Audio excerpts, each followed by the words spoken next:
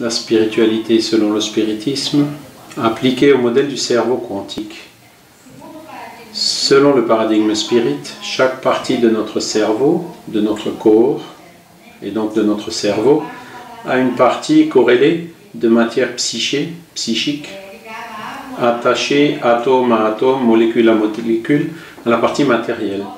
À partir de cette hypothèse, nous allons proposer que la conscience émerge avec et seulement avec l'interaction de la partie locale avec la partie spirituelle qui sont canoniquement conjuguées. Quelques slides où j'ai parlé dans ma première partie, que je vais répéter maintenant. Je vais donc appliquer le paradigme spirit à un modèle spécifique de conscience de Penrose Ramenhoff.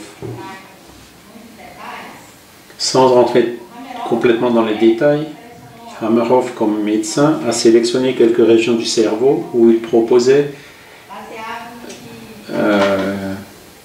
qui étaient spécialisés dans la transmission avec la conscience. Donc des patients comme Alzheimer ont ces régions du cerveau qui sont affectées. Donc il y a des neurones, la cellule spécialisée dans la transmission de l'information sous la forme d'impulsions nerveuses. La cohérence quantique, dont on a parlé un peu ce matin, et le collapse de la fonction d'onde sont essentiels pour l'émergence de la conscience qui se produit dans des microtubules qui sont à l'intérieur même du squelette du neurone. Il y a ces microtubules dans la structure du neurone qui sont formés de sous-unités qu'on appelle les tubulines. Et les éléments se produisent dans cette région. Il y a les microtubules qui sont formés de cette tubuline. Dans ces tubulines, il existe, dans le modèle proposé, comme si c'était une eau orientée et un bain d'électrons, la partie mobile qui transmet les informations. Et la fonction de cette eau ordonnée, selon leur modèle, c'est de garantir les états de superposition. Parce que les états de superposition, qui sont essentiels dans leur modèle, sont détruits par la décohérence quantique. Donc ils y ont mis une eau ordonnée qui, pour nous, spiritualistes, on peut considérer comme de l'eau bénite, qui maintient donc cet état de superposition. Et ils définissent l'état de conscience lorsque ce bain d'électrons évolue vers un état dit de condensé de Bose-Einstein, qui serait la chose suivante. Il y a un ensemble d'électrons. À un moment donné, chacun a un état quantique.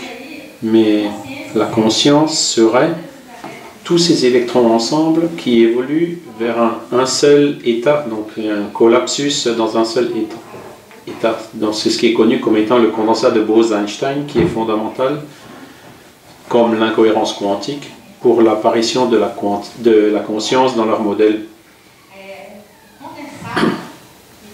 Le condensé que Hameroff et Penrose utilisent dans leur modèle n'est pas exactement le condensat de Bose-Einstein. Je vais vous expliquer pourquoi. C'est un condensat qui est équivalent au condensat de Bose-Einstein, qui a les mêmes propriétés, mais c'est un condensat biologique. Donc, avec l'autocollapse de la fonction d'onde de tous les électrons qui évoluent vers un même état quantique, c'est ce qu'ils appellent la conscience. Par la nature hautement spéculative des modèles, comme celui de Penrose-Hameroff, ils ont provoqué fortement le sens critique de certains physiciens et certains neuroscientifiques.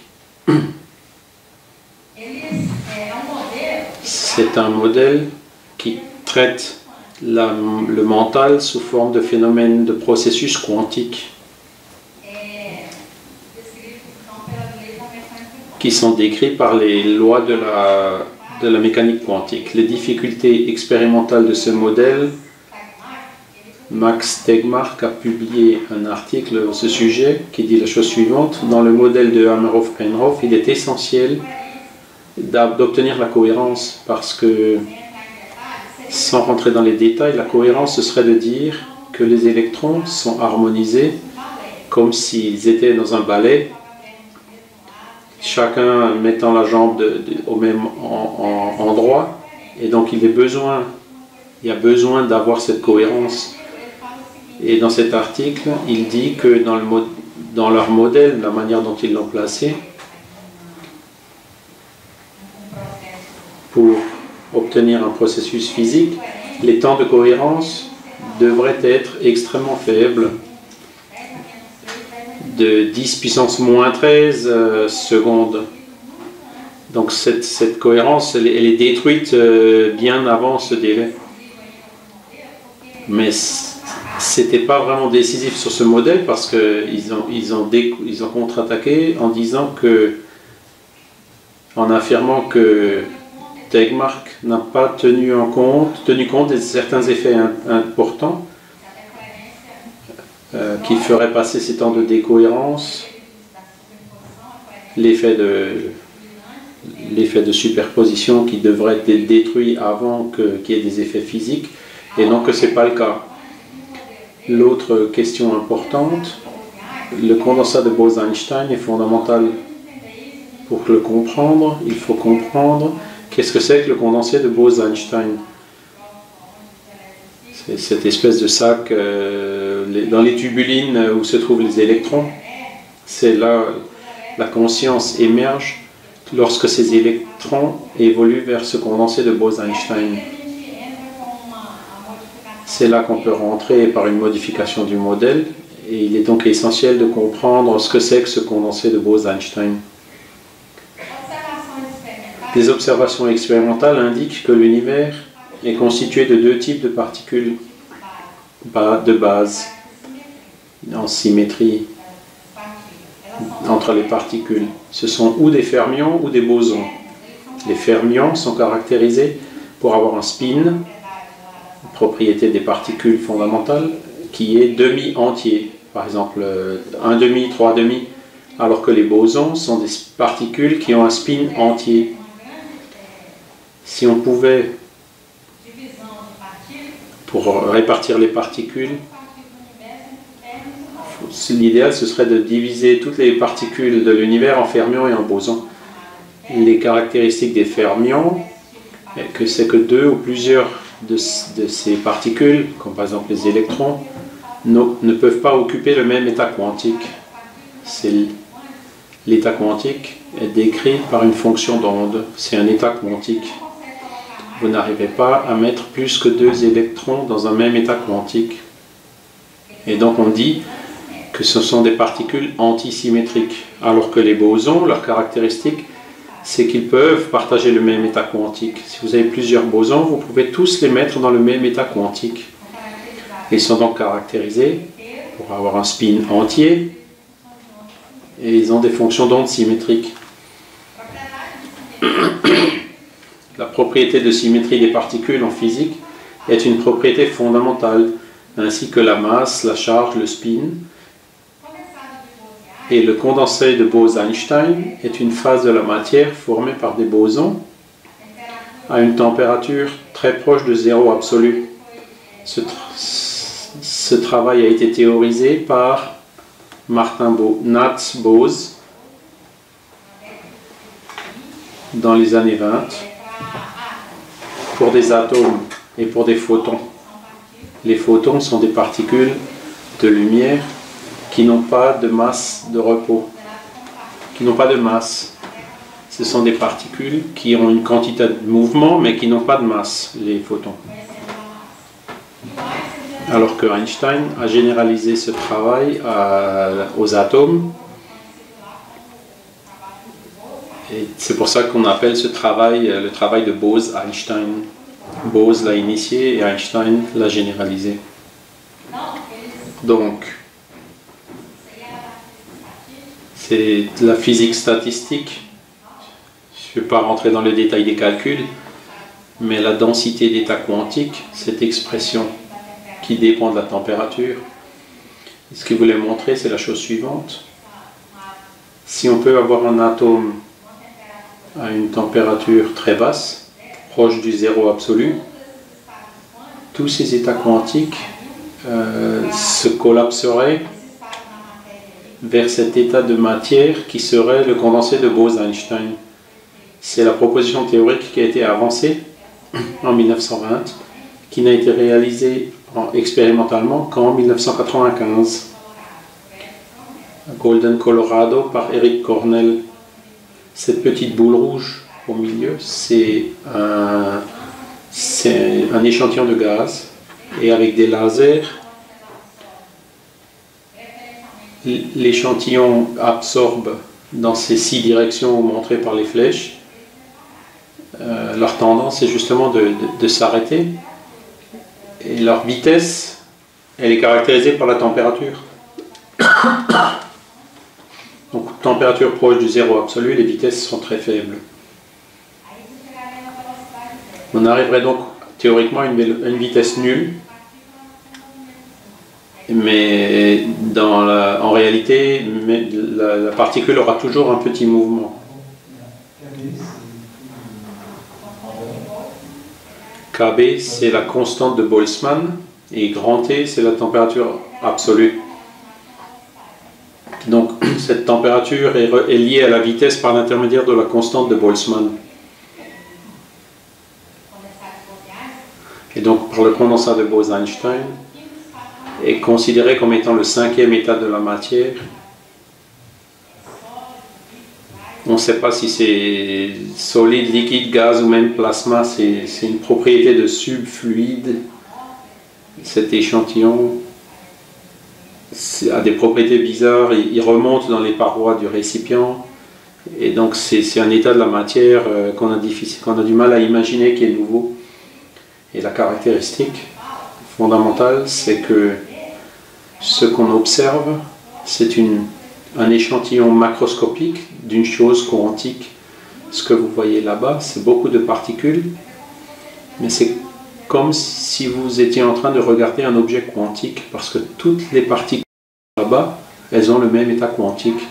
Ce graphique de la donnée expérimentale montre que le pic, la plus grande partie de tous les atomes de cet échantillon sont dans le même état quantique. Et donc ils perdent leur identité. C'est comme si on pouvait manipuler l'atome, quoi, par cet échantillon macroscopique, des particules qui sont tous dans le même état macroscopique et qui n'ont pas d'identité propre. N'importe lequel qu'on prenne, ce sera le même. Donc le fondement pour la théorie de Penrose et de Hameroff, c'est que les électrons dans les tubulines évoluent vers un condensé de Bose-Einstein. Ils se sont basés sur le fait que le condensé qui existe est similaire à celui de Bose-Einstein, qui a été proposé par Herbert Fröhlich, qui aurait donc ces propriétés parce que les électrons ne sont pas de bosons. Et comme ils ne sont pas des bosons, ils ne peuvent pas évoluer vers le gaz de Bose-Einstein, parce que les électrons ce sont des fermions, et les fermions qui sont antisymétriques, ils ne peuvent pas partager le même état quantique. Mais ce type de condensé qui a été proposé a des propriétés similaires, et c'est donc la base de la formulation de leur modèle. Mais un groupe de chercheurs australiens a publié un article en montrant que le condensé biologique de Fröhlich, comme celui qui était utilisé dans le modèle de Penrose et Hameroff, proposé par Fröhlich, il peut exister, mais pas dans le cerveau, parce qu'il faudrait des températures de millions de degrés Kelvin, donc plus élevées que les températures du Soleil, qui sont impossibles de produire dans le cerveau. Donc c'est un modèle qui contredit le modèle de Penrose. si on utilise ce type de condensé. Mais grâce à Dieu, aucun test expérimental n'a encore confirmé le modèle. Dans leur modèle, qui est un modèle matériel, d'éléments formés de la matière, ces électrons, tout ça, pour l'instant, il n'y a pas de psychique ou d'esprit. Donc si l'expérience montre la validité d'un modèle, on ne verrait plus le besoin d'introduire la notion d'esprit ou de toute chose non matérielle dans le modèle.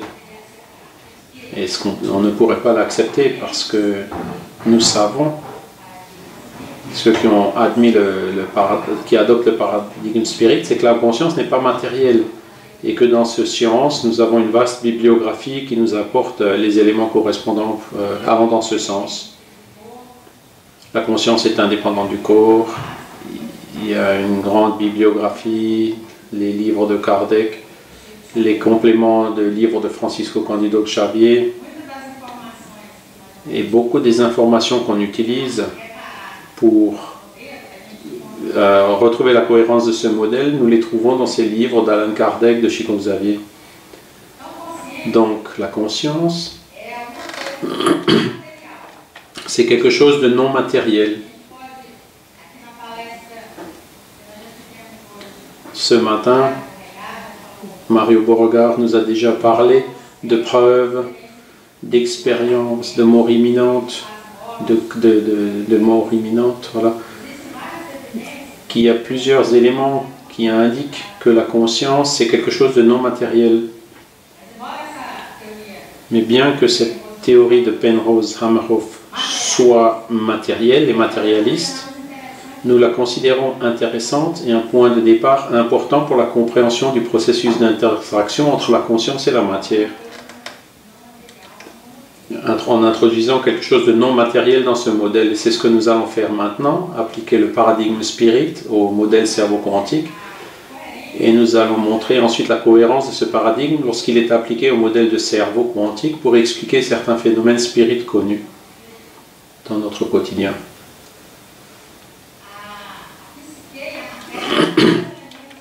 La psyché et la matière sont deux éléments fondamentaux de l'univers. C'est un principe de base que nous utilisons. Ils sont toujours ensemble et la matière est l'instrument de la manifestation de la psyché. C'est dans le livre des esprits, question numéro 27. Kardec demande s'il y a alors deux éléments généraux dans l'univers, la matière et l'esprit. Les esprits ont répondu oui. Et en plus de ça, il faut ajouter le fluide cosmique universel qui lie les deux. Dans la Genèse, qui est aussi l'un des livres de Kardec, qui fait partie de ces 5 livres de base, au chapitre 11, la Genèse spirituelle, l'item numéro 18, il dit que quand l'esprit va s'incarner dans un corps humain, un lacet fluidique relie le germe, qui l'attire par une force irrésistible. C'est le Père-Esprit, ce lien fluidique. C'est ce qu'on appelle le Père-Esprit.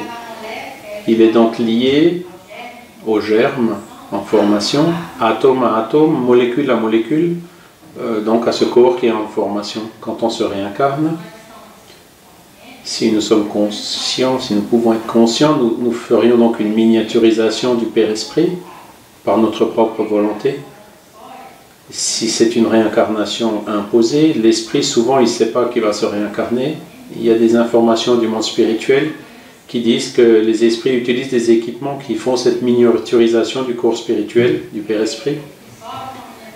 Et ce qui reste dans cette miniaturisation, ce sont les centres de force. Donc ce lien fluidique, c'est l'organisateur biologique. Donc à partir du moment où il est lié à la molécule qui commence à se former, aux cellules, il va la moduler. Il va lui donner une forme, comme dans un moule. Cela signifie donc que notre corps spirituel ou Père-Esprit doit avoir la même structure que le corps physique. C'est une autre information de la codification des livres de Kardec, parce que nous avons dans notre corps, donc c'est son double qu'on appelle le Père-Esprit, qui doit donc avoir la même organisation que le corps, puisque le corps c'est une copie du moule qui est de l'Esprit. Si donc notre corps est considéré, notre corps physique est constitué d'atomes, donc notre corps spirituel il doit aussi être considéré de l'équivalent des atomes, pour ainsi dire. Et dans un des livres d'André Louis, psychographié par Psycho Xavier, qui s'appelle Évolution dans les deux mondes, il nous dit que le tableau périodique des éléments de Mendeleïev va en deçà de l'hydrogène et au-delà de l'uranium. Ce sont des atomes qui forment cette base moléculaire. Il y a aussi l'atome spirituel, sa caractéristique a une dimension en plus que la nôtre. Nous avons 3 dimensions, ou 4. C'est difficile de représenter plus de 3 dimensions sur un graphique, plus que 3. Mais il faut imaginer un atome quadridimensionnel qu'on peut projeter sur 3 dimensions et un atome de 3 dimensions qui serait projeté sur 2 dimensions.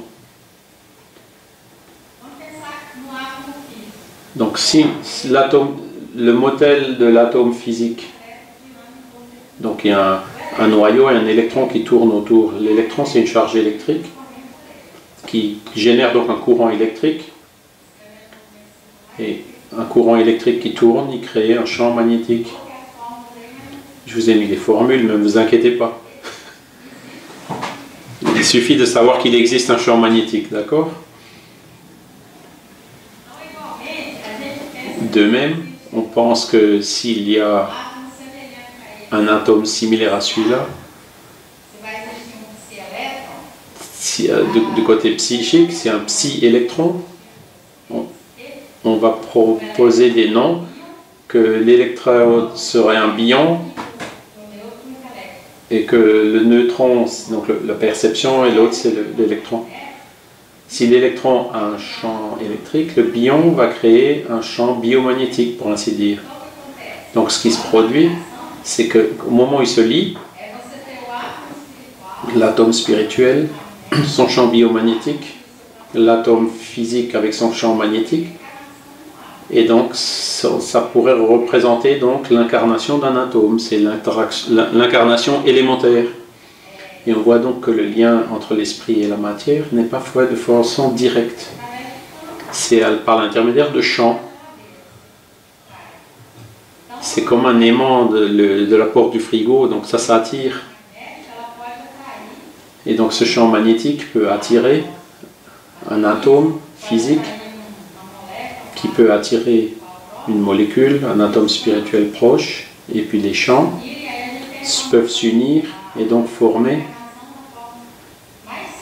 se produire la réincarnation élémentaire simple, la plus simple qu'on puisse imaginer par l'intermédiaire des champs. Se délier ou se désincarner, c'est lorsque ces champs cessent. L'union de l'esprit et de la matière est donc faite par l'intermédiaire de champs. Il n'y a aucune interpénétration directe entre l'esprit et la matière. Lorsque les formations spirituelles évoluent, leurs fonctions biologiques sont de plus en plus complexes. Et donc l'incarnation est de plus en plus spécifique. Le facteur psi, de la matière psyché,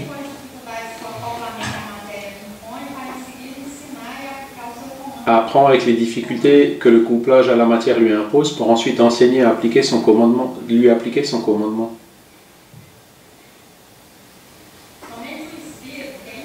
Seul l'esprit, qui est l'individualisation du principe spirituel, pourrait, par la perception et la mémoire, l'intelligence, enregistrer et utiliser plus tard les expériences acquises dans son union avec la matière.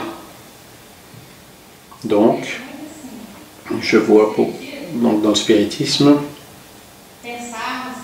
nous pouvons penser que Dieu a créé l'esprit.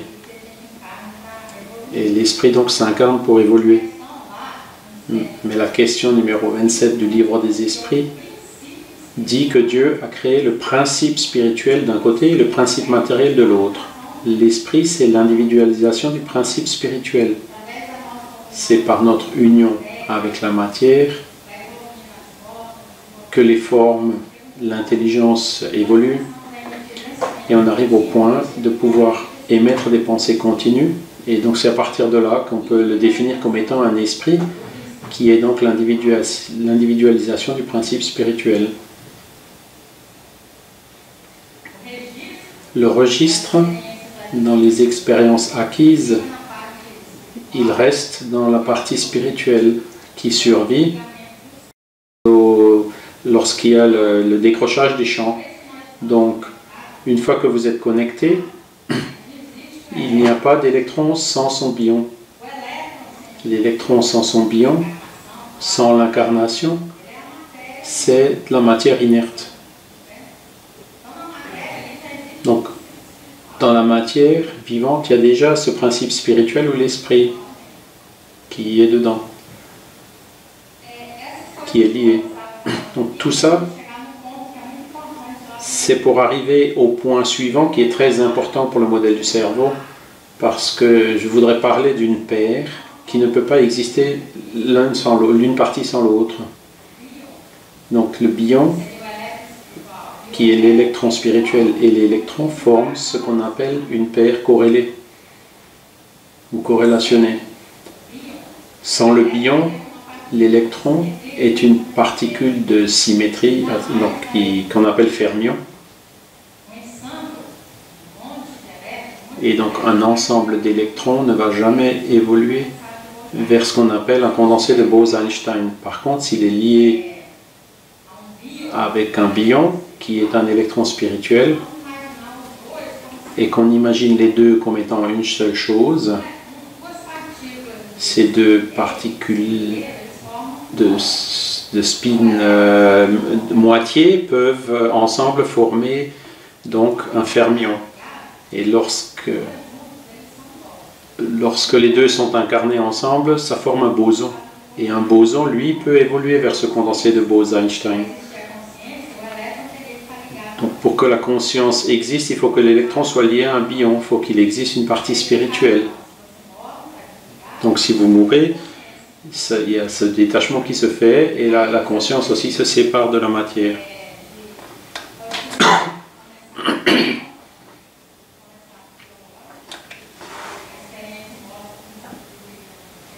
Donc on peut montrer que donc, ces condensats de bosons ne se produisent pas dans le cerveau.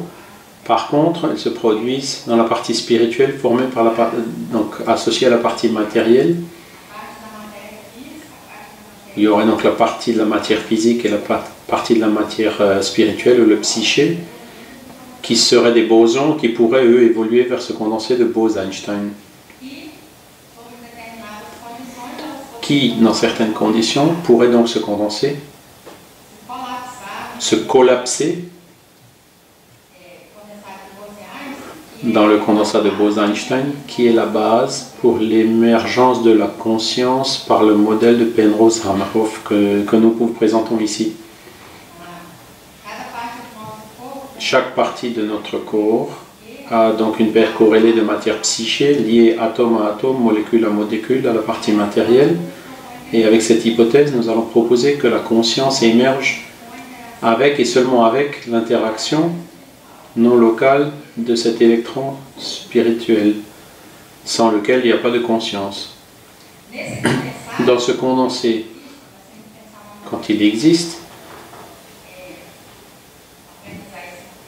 et c'est là où il faut donc réfléchir à la manière d'organiser le modèle, les électrons-bions perdent leur individualité. Les paires d'électrons-bions perdent leur individualité en collapsant dans le même état quantique macroscope de la tubuline, qui réalise alors une fonction neurophysiologique particulière, qui est ce que propose Hameroff-Penrose.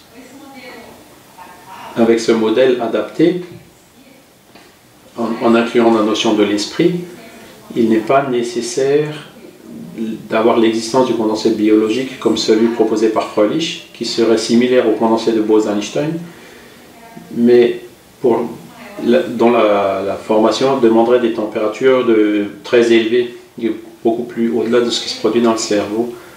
Avec ce modèle aussi, on peut justifier la nécessité d'avoir un esprit pour avoir la conscience. Ce n'est que lorsque les électrons sont en paire avec un bion que les deux ensemble sont des bosons, qui se collapsent dans le condensé et qui peuvent donc évoluer en condensé de Bose-Einstein. D'un autre côté, l'esprit, sans ce lien avec le corps, lui continue à avoir sa conscience parce qu'il a d'autres types de corps. Le corps physique n'est que celui qui est en plus parmi les autres corps que nous avons.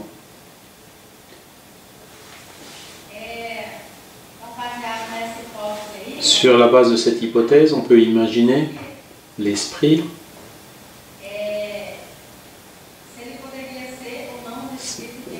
est-ce qu'il peut être ou non décrit en termes d'une fonction d'onde. Donc on va essayer ici d'appliquer cette théorie quantique pour décrire un esprit.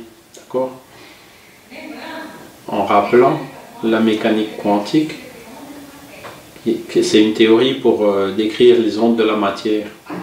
Ainsi, en partant de l'hypothèse de l'existence de l'esprit, le dualisme esprit-matière, l'esprit pourrait être bien décrit, est-ce qu'il pourrait bien être décrit comme une fonction d'onde? Être décrit en termes d'une fonction d'onde ne signifie pas que nous résolvons l'équation et que nous trouverons une fonction d'onde de l'esprit. Si c'était comme ça, chacun de nous aurait une fonction d'onde. Chacun de nous a une particularité. Et on pourrait avoir la même propriété si on évoluait tous comme un condensé de Bose-Einstein. Dans le tableau périodique, on n'arrive pas à résoudre cette équation. Donc l'électron, c'est l'élément le plus simple qui permet de résoudre l'équation de façon plus simple. Mais pour déterminer analytiquement une fonction d'onde, peut-être avec les ordinateurs quantiques plus tard, on y arrivera. Mais aujourd'hui, en principe, on pourrait être décrit comme une fonction d'onde. La matière du Père-Esprit est subtile, est suffisamment subtile pour pouvoir être expliquée sous forme d'une fonction d'onde. Pour analyser l'évolution temporelle de la fonction d'onde qui décrit un esprit, on doit prendre en compte, se demander de quelle manière, comment il se trouve. En ce moment, donc on est soit incarné, soit désincarné. L'esprit est soit incarné, soit désincarné. Quand l'esprit est désincarné, la dualité onde-particule de l'esprit ne dépend pas. La dualité de l'esprit ne dépend pas s'il est incarné ou pas. Le processus c'est le même. Mais la différence c'est que nous ne pouvons pas, en tant qu'incarné, manifester cet aspect ondulatoire parce qu'on a une grande masse, mais en liant les deux, on a la matière intermédiaire qui est appelée le Père-Esprit, qui sont donc la même origine du fluide cosmique universel et qui sont différentes condensations, différentes propriétés de ce même fluide. La preuve la plus élégante et positive de l'existence du Père-Esprit, qui est notre corps spirituel, qui reste avec notre esprit quand on n'est pas incarné, c'est la bicorporéité. Qu'est-ce que c'est que la bicorporéité? C'est une propriété, une faculté que certaines personnes ont de se présenter en même temps en deux endroits différents. Comment est-ce que deux corps peuvent être à deux endroits en même temps? Ce n'est pas le même corps. Les phénomènes célèbres conscients de ce genre de dédoublement, il y en a plusieurs, donc des esprits qui ont réussi à sortir du corps et puis à y revenir, donc notamment Antoine de Padoue et Euripide Barzanulfo, ils arrivaient à faire ça de façon consciente. Antoine de Padoue a laissé son corps dans l'église, il est parti par son esprit dans un autre pays qui défendre son père au Portugal qui était accusé d'avoir commis un crime. Donc ce qui se passe, c'est que notre Père-Esprit intermédiaire, comme vous le voyez là, en principe, on ne le voit pas, il n'est pas visible à nos yeux. Il peut y avoir plein d'esprits dans cette salle avec leur Père-Esprit, mais on ne les voit pas dans l'état normal.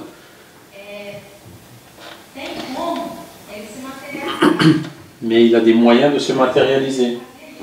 Euripide Barzanulfo faisait ça, et en dédoublement comme ça, il arrivait à aider des personnes qui sont ailleurs. Donc il était prof dans une salle fermée devant ses élèves, et puis bon, ben, il sortait de son cours et puis il allait faire un accouchement quelque part ailleurs. Et ensuite il revenait dans son cours en confirmant ce qu'il venait de faire, et tout ça, ça a pu être vérifié après coup. Donc on sait, il quitte donc son corps, et donc avec son esprit et son père-esprit, et par le biais de sa volonté, il peut se rendre visible et tangible dans l'esprit avec son père-esprit. C'est donc une caractéristique qui n'est pas courante mais qui existe. Donc lorsque Euripide Barzanulfo se dédouble, c'est sa propre manifestation. Il est sorti de la salle comme une onde, son père-esprit se considérant comme une onde qui traverse les murs de la salle. Il y a donc les effets ondulatoires, l'onde particule, l'effet tunnel, etc. Il passe par des régions interdites, et donc c'est la manifestation de l'esprit en tant qu'onde.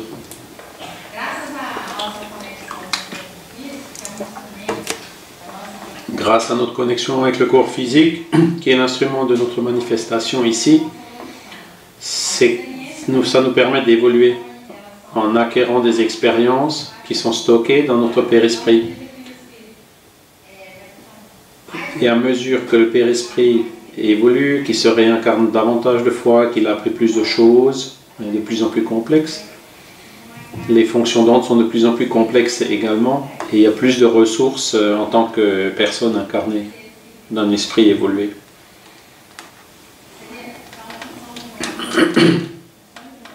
Ce sont donc des fonctions d'onde plus complexes pour les esprits plus évolués et qui donnent plus de ressources, suivant donc les ondes de probabilité qui le caractérisent. Qu'est-ce qui se passe entre deux incarnations quand on est désincarné? Pouvons-nous avoir une perception sujet-objet? Est-ce que nous pouvons évoluer spirituellement?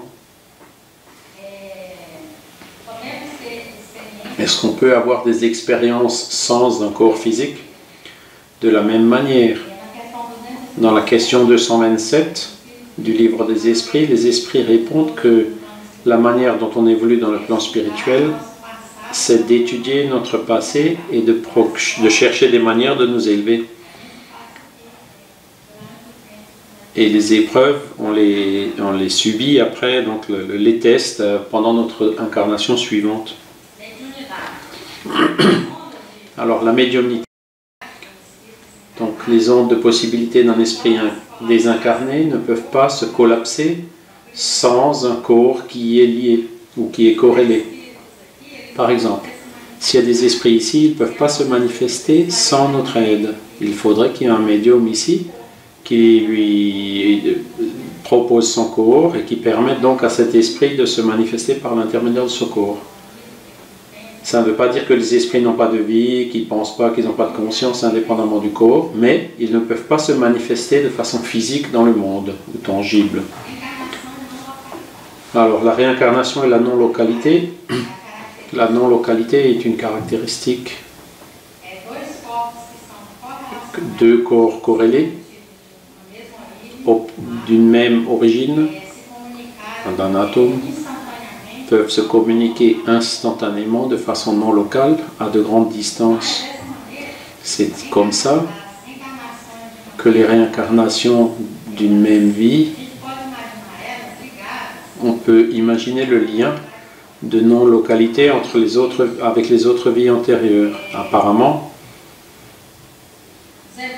les événements qui se produisent dans notre vie ne semblent pas du tout associés aux événements des autres vies.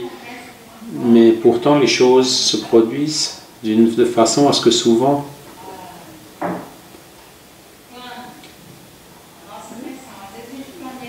donc on projette de faire quelque chose et il se produit autre chose. Pourquoi?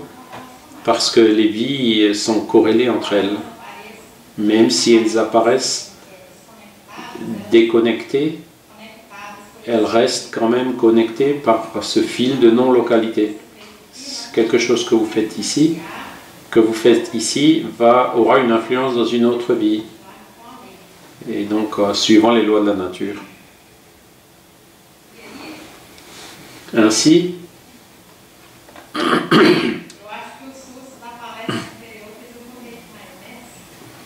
je pense que comme j'ai été effrayé dans la conférence suivante, que j'étais un peu trop lente, ça m'a fait aller beaucoup plus vite dans celle-ci.